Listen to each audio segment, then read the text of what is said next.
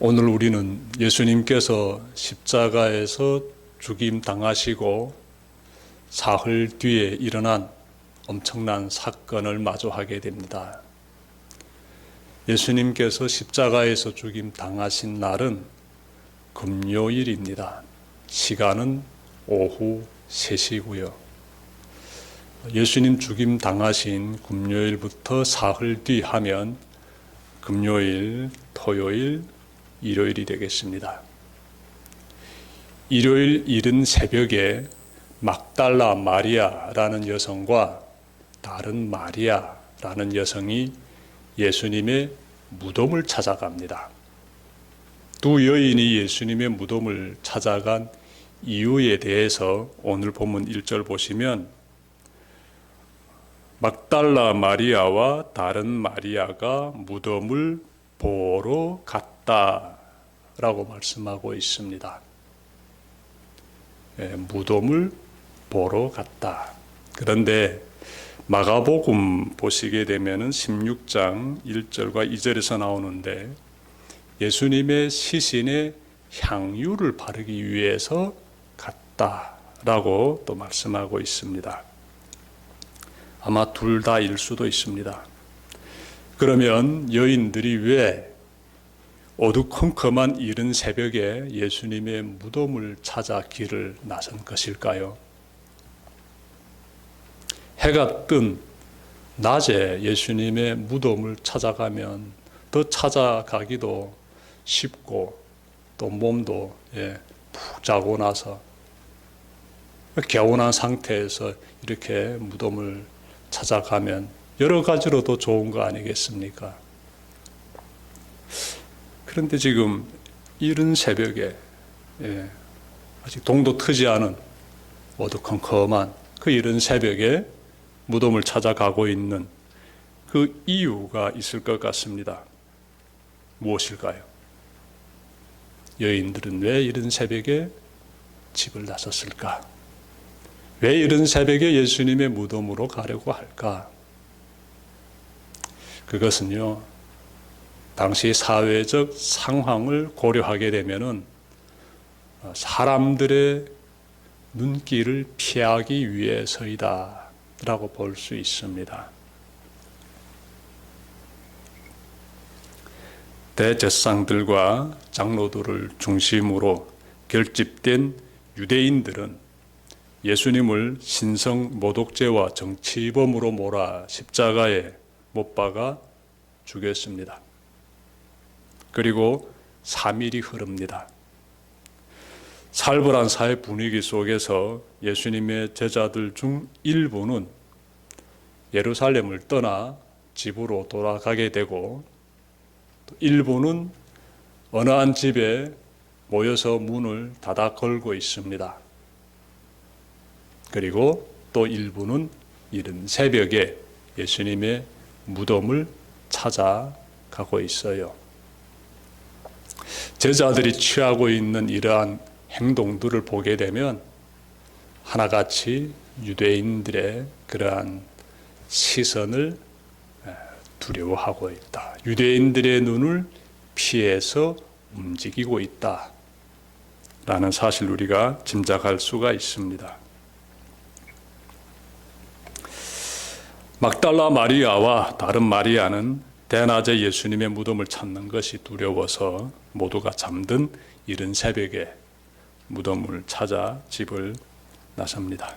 여인들의 마음은 예수님을 잃은 슬픔과 예수님에 대한 그리움으로 가득 찼을 것입니다.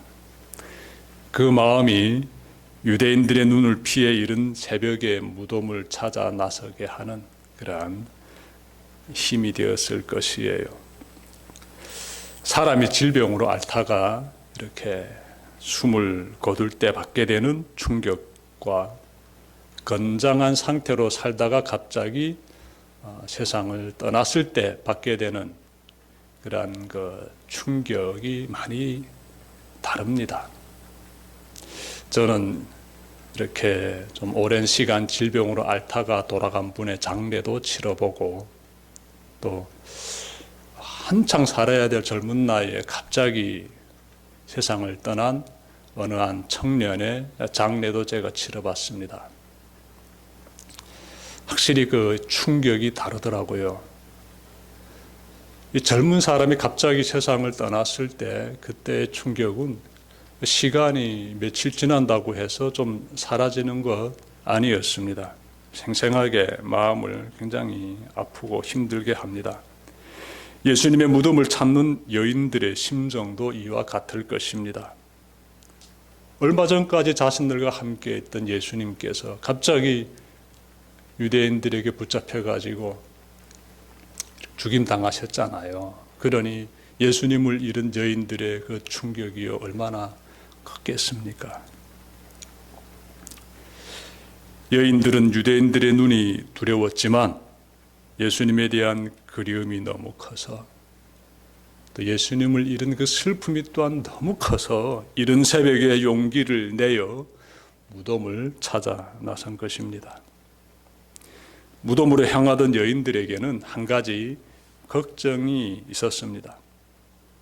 그것은 예수님의 무덤을 이렇게 막고 있는 무덤 입구에 있는 큰 돌입니다. 이 돌을 어떻게 우리가 옮길 수 있을까라면서 여인들이 걱정하고 있습니다. 여인들은 예수님의 시신이 아리마대 사람 요셉이 만든 새 무덤에 안치된 것을 직접 지켜본 사람들입니다. 여인들은 예수님의 시신이 안치된 다음에 그리고 사람들이 그 무덤 입구를 큰 돌로 딱 막아놓는 것을 다 지켜본 여인들이에요. 그래서 자신들의 힘으로는 이 큰 돌을 옮길 수 없다는 것 너무나 잘 알고 있습니다. 그런데 그럼에도 불구하고 여인들은 예수님의 무덤으로 향해 가고 있습니다. 아마 그 큰 돌을 옮기지 못할지라도 예수님의 시신 가까이로 가고 싶었을 것입니다. 그런데 여인들이 모르고 있는 사실이 한 가지 있습니다. 여인들은 군사들이 예수님의 무덤을 지키고 있다는 사실을 전혀 모르고 있습니다. 4절 보시면 지키던 사람들이 등장합니다. 지키던 사람들. 이들은요, 예수님의 무덤을 지키고 있던 경비병들을 말합니다. 군사들을 말합니다. 아니, 이 군사들이 어떻게 되어서 예수님의 무덤을 지키게 된 것일까요? 마태복음 27장 62절부터 66절에서 그 답을 찾을 수 있습니다. 예수님이 죽으신 그 다음 날, 즉 안식일 오후에 대제사장들과 또 바리새인들이 당시 총독이었던 빌라도를 찾아가서 군사들을 보내 예수님의 무덤을 지켜야 한다고 말합니다. 예수가 살아있을 때 내가 죽으면 사흘 뒤에 살아난다고 말했으므로 군사들을 보내 무덤을 지켜야 합니다 라고 말합니다. 빌라도는 제사장들에게 너희에게 경비병이 있으니 너희가 예수님의 무덤을 지키라고 말하고요. 이렇게 되어 성전을 지키던 경비병들이 안식이 끝나는 토요일 저녁부터 예수님의 무덤을 지키게 됩니다. 다시 말하면 여인들이 예수님의 무덤을 찾아가기 전날 저녁부터 군사들이 예수님의 무덤을 지키고 있었던 것입니다. 군사들이 예수님의 무덤을 지키기 시작한 그 시간을 우리는 토요일 저녁으로 예상할 수 있습니다. 왜냐하면 유대인들은 또 안식일을 지켜야 되니까나 또 안식일은 토요일 오후 5시에 끝나게 되니까 아마 그때부터 대제사장이라든지 바리새인들이 총독 빌라도를 찾아갔을 것이며 그래서 그들이 토요일 오후 5시 이후에 경비병들을 예수님의 무덤으로 파견했을 것이다 라고 우리가 추측할 수 있습니다. 자, 그러니 토요일 저녁에 이 군사들이 예수님의 무덤을 지키고 있는 이 사실, 예수님의 제자들이 알 수가 없지요. 안식일 날에 이런 일들이 전개된 것, 예수님의 제자들, 그리고 이 여인들 전혀 알 수가 없지요. 아무것도 모르는 채 지금 무덤을 찾아가고 있습니다. 이것은 무엇을 말해줍니까? 유대인들의 눈을 피해 이른 새벽에 예수님의 무덤을 찾고 있는데 그곳에는 대제사장들을 비롯하여 유대 권력 집단이 보낸 경비병들이 있습니다. 여인들이 경비병들의 눈에 띄어 좋을 것이 없습니다. 앞서 말씀드렸지만 제자들은 유대인들의 눈을 피해 있습니다. 누군가는 집으로 돌아가고, 어떤 사람들은 유대인들의 눈을 피해서 어느 한 집에 모여가지고 문을 닫아 걸고 있는데, 또 어떤 사람들은 유대인들의 눈을 피해가지고 이른 새벽에 동도 트지 않았는데 무덤을 지금 찾아가고 있는데, 이들은 하나같이 유대인들의 눈에 띄지 않으려고 합니다. 그런데 여인들이 무덤으로 가게 되면 경비병들을 만나게 됩니다. 지금 이것은 뭘 말해줍니까? 아슬아슬한 상황이지요. 예수님 믿는 길이 어떤 길인지 우리가 생각해 보게 됩니다. 예수님을 사모하여서 그 그리움만을 품고 주님께로 나아가는데 그 길에 예상치 못한 어려움이 도사리고 있다는 생각 우리가 좀 가져봤으면 좋겠습니다. 하지만 힘을 내야 합니다. 힘을 내야 해요. 하나님은 이 모든 상황을 다 알고 계십니다. 말씀으로 들어가 봅시다. 여인들이 무덤에 도착했을 때 엄청난 광경을 목격합니다. 큰 지진이 일어나더니 한 천사가 하늘로부터 내려와 무덤을 막고 있던 큰 돌을 옮겨놓고 그 위에 앉습니다. 천사의 모습은 번개와 같았고 그의 옷은 눈과 같이 희었다라고 성경은 말씀하고 있습니다. 무덤을 지키던 군사들은 이 광경을 보고 기절해 버립니다. 그 자리에서 죽은 자처럼 기절해 버립니다. 그런데 똑같은 광경을 목격한 여인들은 기절하지 않습니다. 천사의 등장에 왜 어떤 사람들은 기절하고 어떤 사람들은 기절하지 않는 것일까요? 그 차이가 어디에 있을까요? 예수님에 대한 그리움에 있습니다. 예수님을 사모하며 그리워하는 여인들은 하늘로부터 내려온 천사의 등장에 두려움과 놀라움 느끼게 되지만 그렇다고 죽은 듯이 기절하지는 않습니다. 예수님에 대한 그리움이 그녀들을 지켜준 것이지요. 반면에 무덤을 지키던 군사들은요, 기절해 버렸는데 이들의 마음에는 예수님에 대한 그리움이 있었을까요? 사모하는 마음이 있었을까요? 없지요. 이들은 피곤해 죽겠는데 십자가에서 죽은 그 사형수의 무덤을 지키라고 지시하기 때문에 마지못해 억지로 지금 올라와서 군무를 서고 있습니다. 예수님의 무덤을 지키고 있을 때 그들이요, 예수님에 대한 경건한 마음을 가지고 무덤에서 군무하고 있었을까요? 무덤을 지키고 있었을까요? 예수님을 모욕하는 발언 서슴지 않았을 것이며 불평불만 쏟아내면서 그들이 그렇게 무덤을 지키고 있었던 것이지요. 그런 마음 상태에서 천사가 등장하자 마음의 죄악들이 드러나 죽은 자처럼 기절해버린 것이지요. 그러다 보니 두 여인이 무덤을 찾아온 것도 볼 수 없게 됩니다. 나중에 정신 차린 군사들은 불미스러운 선택을 합니다. 그들은 대제사장을 비롯한 유대사회 권력자들을 두려워하며 그들이 건네준 돈에 매수됩니다. 그들은 예수님이 무덤에서 일어났던 그 사건, 즉 천사가 나타나가지고 돌을 옮겨놓은 그 어마어마한 그 광경에 대해서 증언하는 것이 아니라 예수님의 시신을 제자들이 훔쳐갔다는 거짓말을 유포하는 그런 행위를 저지르게 됩니다. 거짓 증인을 하게 돼요. 거짓 증언을 하게 돼요. 거짓 증언.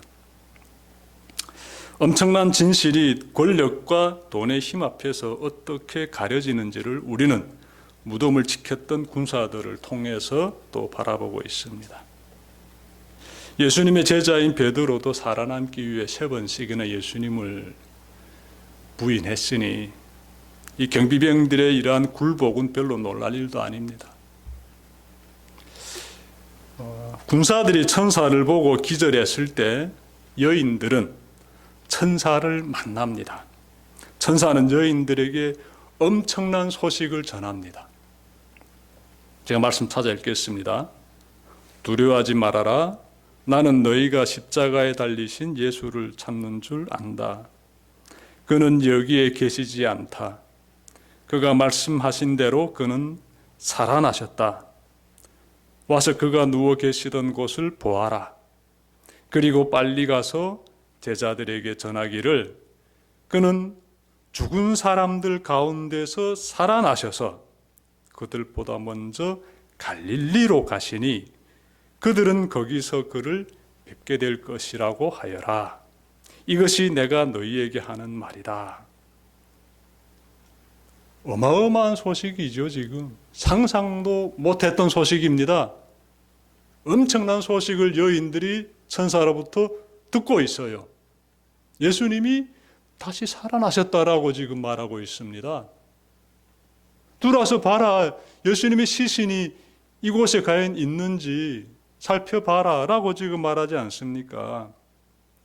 와서 그가 누워 계시던 곳을 보아라 라고 말하지 않습니까? 예수님의 무덤 안에 예수님의 시신이 없는 거예요. 예수님이 살아나셨기 때문에 예수님의 시신이 없는 거예요. 여인들이 얼마나 놀랐겠습니까?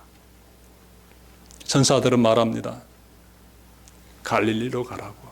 그곳에서 다시 살아나신 그 주님을 만나게 될 것이라고 전해줍니다. 여인들은 황급히 무덤을 떠나 제자들에게로 달려갑니다. 그때 예수님께서 여인들에게 나타나셔요. 평안하냐? 예수님께서 여인들에게 말씀하십니다. 순간 여인들은요, 그 자리에 그냥 불쑥 주저앉습니다. 여인들은 이분이 다시 살아나신 예수님이심을 알아봅니다. 그래서 예수님의 발을 붙잡고 경배드립니다. 예수님께서 그녀들에게 말씀하십니다. 무서워하지 말아라. 가서 나의 형제들에게 갈릴리로 가라고 전하여라. 그러면 거기에서 그들이 나를 만날 것이다. 굉장히 중요한 말씀이지요.